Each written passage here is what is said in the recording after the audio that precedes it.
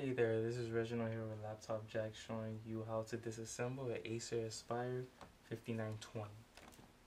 Now first thing you need to do is flip over the laptop and remove the battery.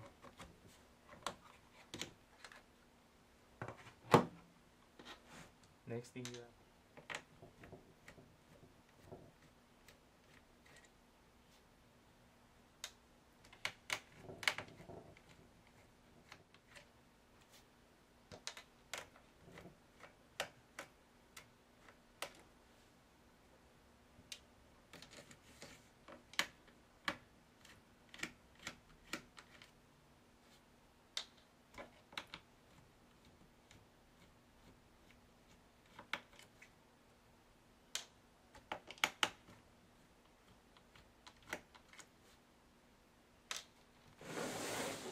open it up